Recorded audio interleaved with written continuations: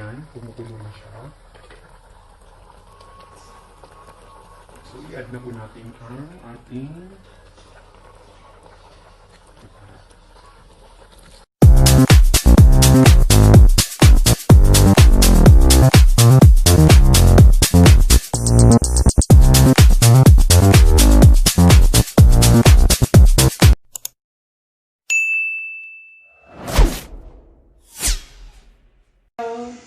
good evening sa ating mga subscribers dyan. Welcome to Hans Vlog. Ang gagawin natin ngayon is magluluto tayo ng extra special prawn. So yun po yung gagawin natin ngayon. Request po yan ng isa sa ating mga subscriber na si Ma'am Bina. So ito na po. Pero different version lang yung gagawin natin. It's my own version ng extra special prawn. Supposedly shrimp, pero dahil wala tayong available na shrimp, prawns na lang ang gagawin natin. Tsaka mas masarap naman ito siya. Okay. Alam niyo ba na ang seafoods is a low fat food, di ba? Tsaka mayaman sa protein, maraming vitamins na nabe-benefit natin dito. Anyway, bakit ito mga in-explain? I-google nyo na lang yung iba. Okay, nandito yung ating mga ingredients. Una, meron tayong prawns. Ayan. So, mukha lang siyang maliit pero almost a kilo to kasi big size. Ayan. So, we have corn. Ayan. Emphasize ko lang, no? Yung ating prawns is tinanggalan natin yung matulis niya na part. And, nasa sa inyo na kung tatanggalin nyo yung black dito sa kuan niya. Pwede man din tanggalin, pwede din hindi. Pero kung gusto niyo ng mas malasa, pwede niyo siyang tanggalin. Okay. So, we have prawn, corn, we have bell pepper. Ayan. So, kung mapapansin niyo, nilagyan po natin ng bell pepper kasi napakalaking benefits nito. Malaking benefits na makukuha natin sa bell pepper. We also have salt. And then water. Water. And then gata. Of course, hindi mawawala ang ating pepper. Yan. Of course, ang ating butter. Butter. And then ang ating seasoning. Konti lang. Ayan. And then, we also have garlics. Pwede na po ang pork cloves garlic. Pero, advice ko, mas masarap kung kuan. Sakto lang siya. Hindi naman yung sobrang dami, hindi naman yung maliit. And then, we also have ginger. Konti lang din ang nilagay natin. And then, of course, onion. Ayan. So, that's it. Okay, so, prepare na natin yung ating pot. So, while inaantay natin mag-init, shout out nga pala kay Shahud and then kay Masud. Hello sa inyo. Salamat sa support. Ayan, naligid na natin.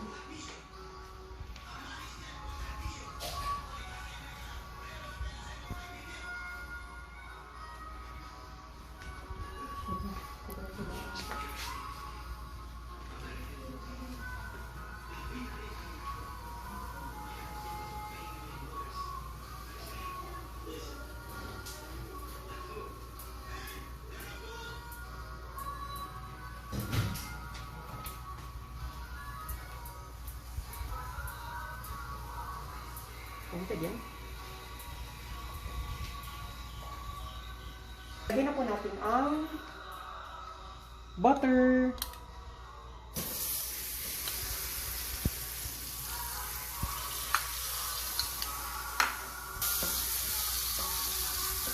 Nasa low medium lang po yung ating fire para sakto lang. So kahit hindi pa natunay yung butter, pwede na po natin add yung onion, garlic, and then ginger.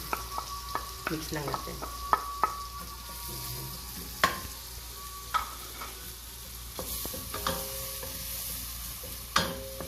mapapansin niyo, hindi na tayo naglagay ng oil, no?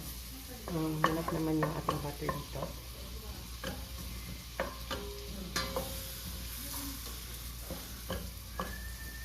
Antayin lang natin medyo mag-light brown. So, dahil nag-brown na siya, light brown na, pwede na natin i-add ang prawn.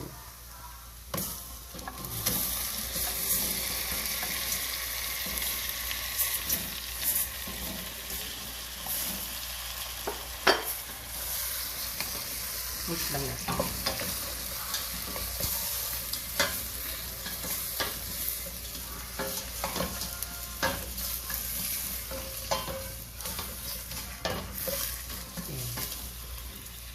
Pwede na tayong mag-add ng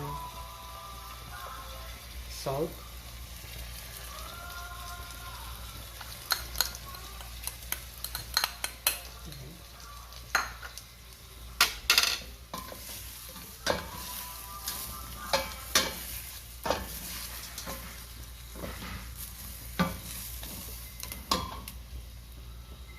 Yan ang ating water.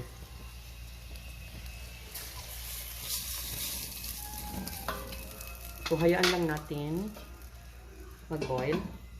I-boil natin siya for 5 minutes. Okay, so dahil nag 5 minutes na siya, yan. So, pwede na natin i-add ang corn.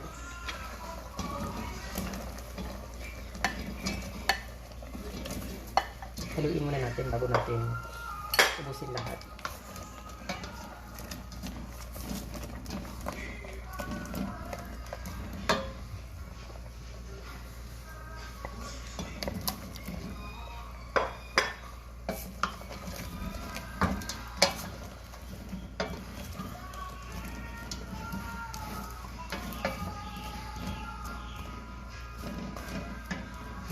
Okay? So, takpan natin. Hayaan natin hanggang 8 minutes. Okay, so, lumipas na po ang 8 minutes. So, ayan. Medyo luto na siya. Haluin lang natin. So, kung mapapansin ninyo kanina, hindi natin sinabay yung corn. It is because, madali lang kasi maluto ang corn. So, mas maganda na hindi siya malata. Tsaka naglagay tayo ng corn, hindi lang para sumarap yung final output niya, kundi pati maganda din yung kanyang presentation. Okay, so pwede na natin i-add ang ating seasoning.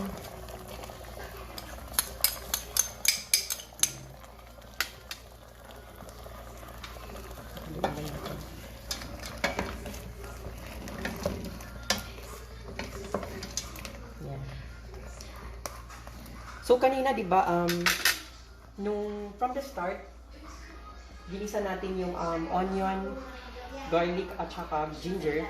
So, ang wisdom, bakit hindi natin nilagay yung bell pepper is, for me kasi, mas maganda na ilagay siya pag malapit na maluto.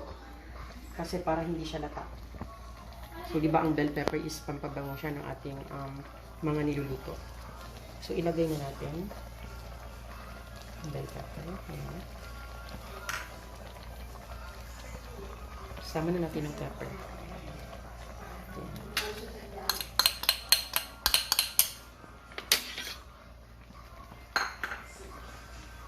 So, haluin lang natin.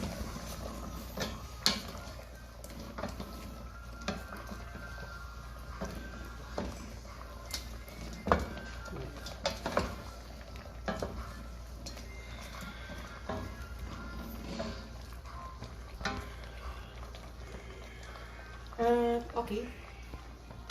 Tips lang. Sa pagluto kasi ng prawn, dapat natin maluto ng maayos. Kasi may mga instances kasi na pag ang inalat lang natin na time is like nasa 8 minutes, medyo hindi pa siya luto. That is why sobra na tayo ng time sa pag-alat ng sa niluto natin. Kasi pangit kasi pag nalalata siya. Hindi siya katulad ng shrimp na within 6 or 8 minutes luto na siya. Medyo malaki din kasi itong prawns. So takpan natin 1 minute before natin i-add yung gata.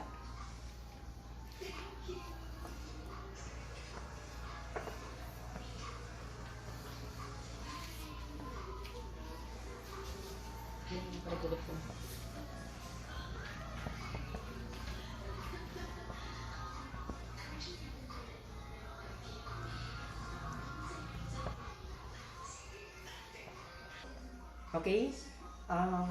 Tapos na po ang 1 minute.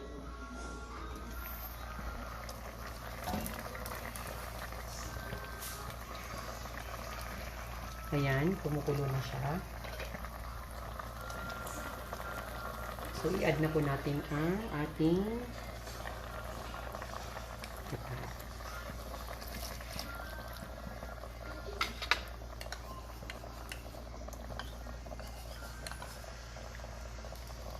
Kung wala kayong gata, pwede man din alternative yung nor gata, yung powder. Ayan, so i-mix-mix lang natin, guys.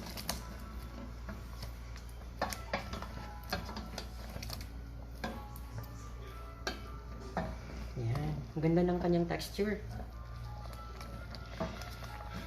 Diba? Nakakatakam.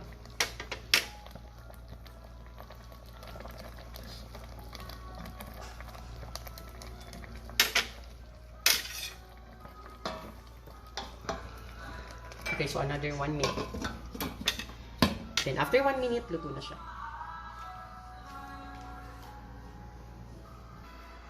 Okay, so after 1 minute, yan. Luto na po siya.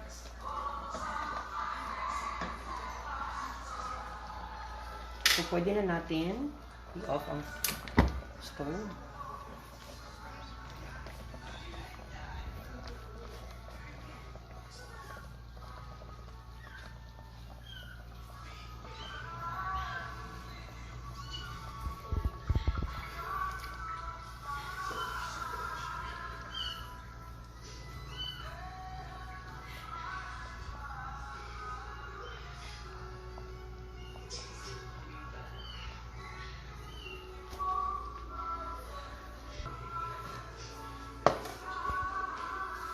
Ililipat na natin siya.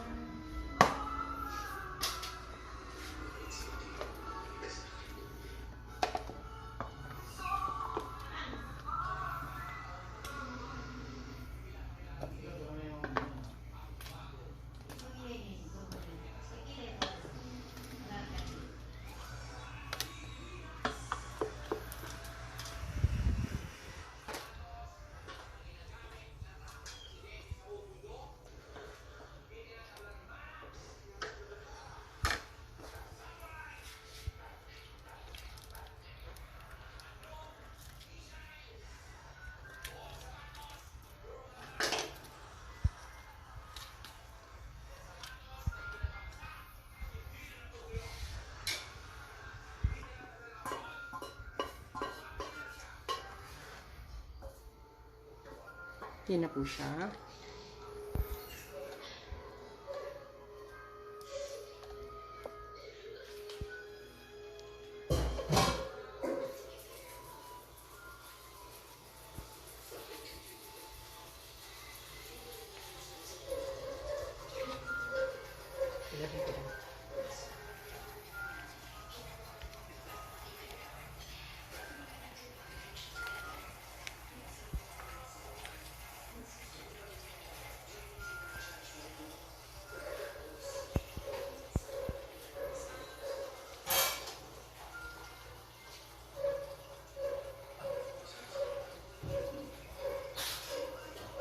Thank you for watching.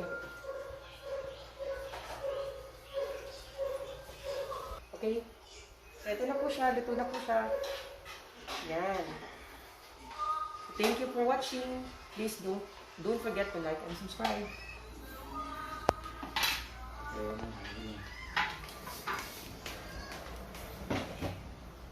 Katawan niyo yung tamang hamba.